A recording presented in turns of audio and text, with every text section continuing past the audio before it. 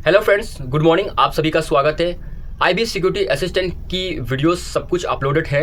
यहाँ आप लोग अभी मुझे पूछ रहे हैं कि इनकी जो एग्जामिनेशन टायर 1 होगी, तो टायर 1 एग्जामिनेशन का बुक लिस्ट आप मुझे मांग रहे हो। तो बुक लिस्ट में आज आप लोगों की देने की कोशिश करूँगा, आप लोग उससे नोट डाउन कर लेना। और एडिशनल अगर कोई बुक है आपके पास, अगर जो आप पढ़ाई कर रहे हैं वो भी बहुत अच्छी चीज़ है, लेकिन मैं यहाँ वो बुक लिस्ट आपको शेयर करूँगा जो आपका बेसिक बुक लिस्ट होगा। और ये बेसिक बुक लिस्ट आपको अदर मल्टीपल एग्जाम्स जो भी आप दे रहे हैं वो सब चीज़ में काम आएगा। एक बात आपको समझना होगा कि आप कोई भी एग्ज़ाम दे रहे हैं, जब तक आप उनका जो बेसिक बुक्स है उस बेसिक बुक में कमांड आप नहीं रखते हैं तो उसके हायर लेवल वाला बुक पढ़ने में और समझने में आपको आसानी होगी। तो सबसे पहले हम लोग बात करते हैं जनरल अवेयरनेस, या इसे बोल सकते हैं स्टैटिक जीके।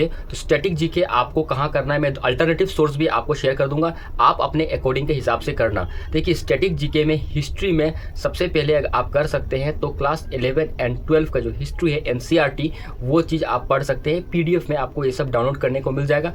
ज्योग्राफी भी आपको क्लास 11 एंड क्लास 12 ज्योग्राफी करना बहुत ही अच्छा है। अगर उसको अच्छा से आप लोग देख लेते हैं, उसकी समरी भी आप लोग देख लेते हैं, तो ज्योग्राफी का आपका कोई भी सवाल नहीं छूटने वाला। उसके बाद में आपका आ जाता है पॉलिटी। इसके लिए आप लक्ष्मीकांत यूज़ कर सकते हैं, लक्ष्मीकांत लेकिन बहुत ही ज़्यादा मोटा है। इससे अच्छा ये है कि आप क्लास 11 और क्लास 12 की जो एनसीईआरटी है वो सबको आप देख लेना। उसमें बहुत अच्छे ढंग से समझाया गया और आपके जितने भी क्वेश्चंस आएंगे आईबी सिक्योरिटी असिस्टेंट रिलेटेड, वो सारे क्वेश्चंस इनसे आप आराम से सॉल्व कर सकते हैं। उसी हिसाब से जो ये ईवीएस का जो सेक्शन है, ईवीएस का सेक्शन आप गूगल पे सर्च कर लीजिएगा। और गूगल से जैसे आप सर्च करेंगे तो आपको ईवीएस का मेन टॉपिक्स आपको मिल जाएगा। जैसे इकोसिस्टम के बारे में मिल जाएगा, फूड चेन के बारे में मिल जाएगा, ये सब चीज़ के बारे में आपको 5-6 पीडीएफ मिल जाएंगे। वही सब पीडीएफ आपको कर लेना है, आपका स्टैटिक जीके हो जाएगा। और इकोनॉमी के लिए आप कोई भी यूट्यूब में कोई क्रैश कोर्स को देख लीजिएगा, 11-12 का देख लीजिएगा, उसी से आपका सारा बेसिक्स क्लियर हो जाएगा। सबसे बड़ी बात है कि ये सब जब आप करेंगे ना, उसको करने के बाद में अगर आपके पास लूसेंट का किताब है तो लूसेंट का किताब से भी आप उसको पढ़ सकते हो। लूसेंट की किताब की खासियत क्या है कि जितना चीज़ मैंने आपको यहाँ बताया वो सारे जो नॉलेज है, सारी इन्फॉर्मेशन आपको लूसेंट की किताब में मिल जाएगा। लेकिन आप डायरेक्टली अगर लूसेंट को अगर आप याद करने के लिए पढ़ते हैं तो वो ज़्यादा अच्छा नहीं होता। इससे अच्छा ये जो है एनसीईआरटी को पढ़ लो और लूसेंट को आप एज ए नोट के हिसाब से देखो कि ये आपका नोट्स हुआ। उसमें एडअप भी करना होगा तो आप पेंसिल से, जिस टॉपिक में अगर आपको कुछ ऐड करना है तो उस टॉपिक में आप पेंसिल से लिख सकते हैं। और साइंस के लिए क्लास 8, 9 एंड 10 का साइंस आप यूज़ कर सकते हैं। लूसेंट भी साइंस का बहुत ही ज़्यादा अच्छा है। अब आ जाती है इंग्लिश को कहाँ करना है। ज़्यादातर जो स्टूडेंट है वो ये पूछ रहे हैं कि इंग्लिश जो है बहुत ही ज़्यादा टफ हो रही है, उसको हम लोग कर नहीं पा रहे हैं। तो इंग्लिश को आपको टॉपिक वाइज करना है। आप प्रीवियस ईयर एसएससी के क्लास 10 एंड क्लास 12 का क्वेश्चन पेपर को डाउनलोड कीजिए और बस टॉपिक वाइज को देखिए कि अगर आपने 2021 का एसएससी का पेपर डाउनलोड किया, वहाँ देखिए कि प्री पोजीशन से क्या सवाल किए हैं, ऐसे करके 2022 में देखिए, 23 में देखिए, 24 में देखिए, 25 में देखिए। इस तरह से मतलब जो टॉपिक वाइज आप देखिए, आपको आइडिया लग जाएगा। और 5 साल का पेपर आप इस तरह से अगर टॉपिक वाइज अगर करते हैं ना, प्रैक्टिस करते हैं ना, तो आपका इंग्लिश अच्छा हो जाएगा। अगर इंग्लिश आपका खराब है तो आपको दूसरे जगहों में ज़्यादा ध्यान देना होगा, जैसे कि मैथ्स हुआ, रीजनिंग हुआ या करंट अफेयर हुआ, ये सब चीज़ में आपको ध्यान देना होगा। क्योंकि जितने भी सेक्शन यहाँ है, अगर सब सेक्शन आपका ठीक नहीं है तो कोई एक सेक्शन अगर ख़राब है तो जो अच्छा है आपका, जिसमें आपका कमांड है, उस चीज़ को आपको ज़्यादा फोकस करना है।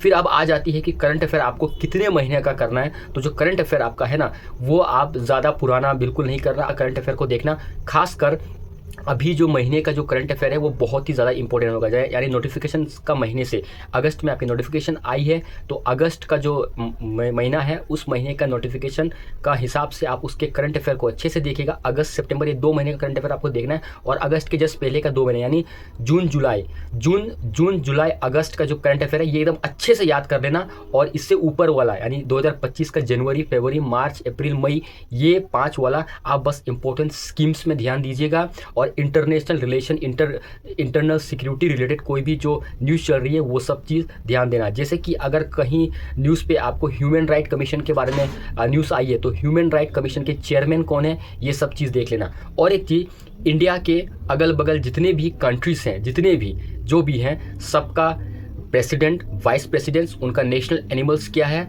उनकी कौन सी लैंग्वेज है, कौन सी करेंसी है, ये चीज़ आप देख लेना। और इसी साल में कितने सारे बुक्स एंड ऑथर जो निकले हैं, जो किन्होंने कोई किताब लिखा, उनके ऑथर का नाम, या तो ऑथर का नाम या उनके किताब का नाम, इस तरह से ये वाला चीज़ अलग से याद कर लेना, क्योंकि ये आपका बोनस पॉइंट में काम आएगा।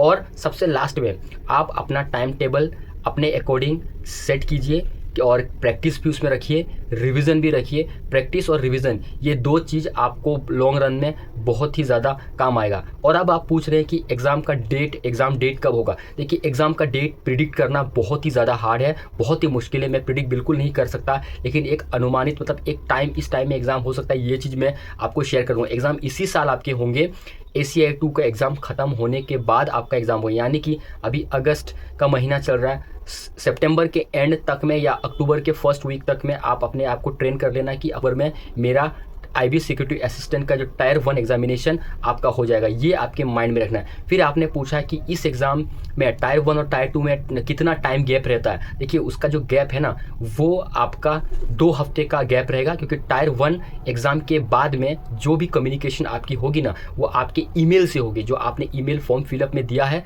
उसी ईमेल में आपकी कम्युनिकेशन होगी और वही सब कुछ आपको देखने को मिलेगा। तो 2 हफ्ते का गैप होता है। 2 हफ्ते का गैप में आप आराम से टायर 2 का प्रिपरेशन कर सकते हैं, आराम से। ये मैं गारंटीड कह सकता हूँ कि आराम से कर सकते हैं, आपको कुछ बाहर से करने की ज़रूरत नहीं है। उसके बाद में टायर 2 के बाद में इंटरव्यू का गैप लगभग 3 हफ्ते का होता है। 3 वीक्स में आपका इंटरव्यू कंडक्ट हो जाएंगे। वो रोटेशन में होता है, बैच बाय बैच होता है। सपोज दैट आपके जो जोन में अगर आप लोग 400-500 बच्चे हो, तो एक दिन में वो लोग 80 से 90 बच्चों का इंटरव्यू रखते हैं। इसी तरह से बैच बाय बैच आप लोगों का इंटरव्यू होगा, और जिस दिन आपका इंटरव्यू का लास्ट बैच होगा, वहाँ आप लोग पूछोगे तो पता लग जाएगा। लास्ट बैच होगा, लास्ट बैच के 2 हफ्ते या 2 हफ्ते से थोड़ा सा आसपास में आपका फाइनल रिजल्ट आ जाता है। वही एक फाइनल रिजल्ट होगा जो आपको MHA के वेबसाइट में देखने को मिलेगा। बाकी कोई भी कम्युनिकेशन आपको वेबसाइट में देखने को नहीं मिलेगा, सब आपके ईमेल के थ्रू होगा। सब ऐसा होगा कि जैसे कुछ हुआ ही नहीं, कुछ इस तरह से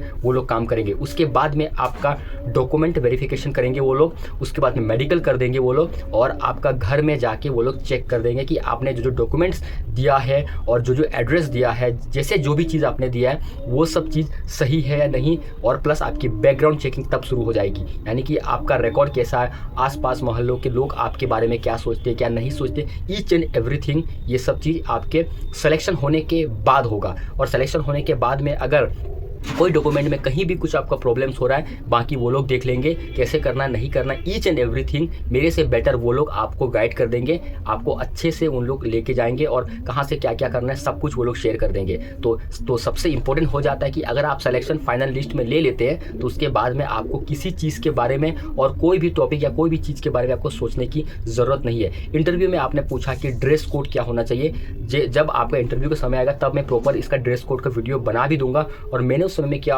पहना था वो भी चीज़ मैं आपको शेयर कर दूंगा। ये रीजन टू रीजन अलग होता है। अगर आपका एरिया ठंडा इलाका में है तो आपको उस तरह से पहन के जाना होगा। आपका एरिया इंटरव्यू के समय में, अगर आप जहाँ रहते हैं वहाँ गर्म का इलाका है, तो वहाँ अलग तरह का ड्रेस कोड होगा। तो वो चीज़ हम लोग जब आप समय आएगा तब हम लोग उसको शेयर कर देंगे। आप सभी को दिल से धन्यवाद देना चाहता हूँ। आप सभी के सपोर्ट एंड प्यार से हम लोगों के इस चैनल में अभी आप देख सकते हैं कि अर्निंग हमारा $10 पूरा हो चुका है। ये सब अभी आप ही लोगों का सपोर्ट है, आप लोगों का प्यार है। इसी तरह से प्यार एंड सपोर्ट इस छोटे भाई को कीजिएगा।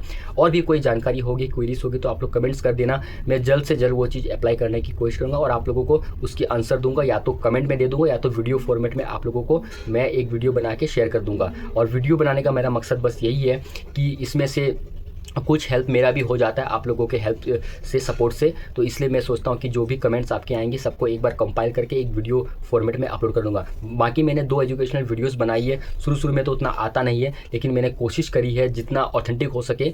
तो आप जाके एक बार देख सकते हो मैंने कैसे बनाई, CIA कैसे काम करता है, आपने देख लेना कि इसमें क्या क्या चेंजेस की ज़रूरत है और क्या क्या मुझे करना होगा। थोड़ा सा आप लोग गाइड कर दीजिएगा ताकि हम लोग वीडियो की क्वालिटी पे इंप्रूव कर पाए और क्वांटिटी भी इंप्रूव कर पाए।